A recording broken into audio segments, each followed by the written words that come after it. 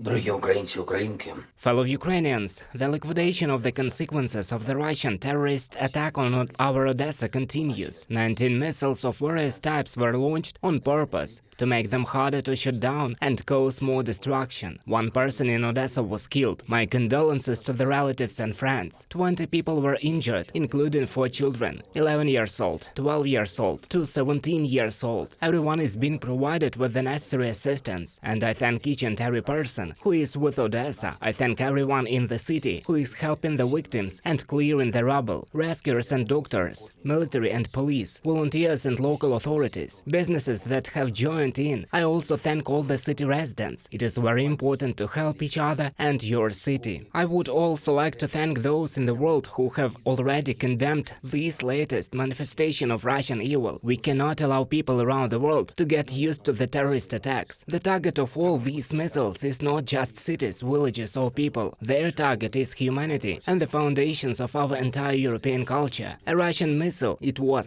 Kh-22, an anti-ship missile, hit the altar of the Spaso-Preobrazhensky Cathedral in Odessa, one of the most valuable cathedrals in Ukraine. In 1936, it was looted and destroyed by the Bolsheviks. The cathedral was restored in independent Ukraine, and now terrorists are trying to destroy it again. Nearly 50 buildings in Odessa were damaged, 25 of them architectural monuments. The historic center, a World Heritage Site that UNESCO has taken under its protection. The building of the Greek consulate was also damaged, and this is already the second consular office in Odessa to be hit by Russian terror. Only 3 days ago, another such attack damaged the building of the Chinese consulate. Obviously, all this is a global threat. The destruction of cities, the destruction of culture, the destruction of ports that are fundamental in the world's food security. There has never been a terrorist capable of overcoming the world, and these Kremlin madmen will not succeed either. There will be Spaso-Preobrazhensky Cathedral in Odessa. We will definitely restore everything.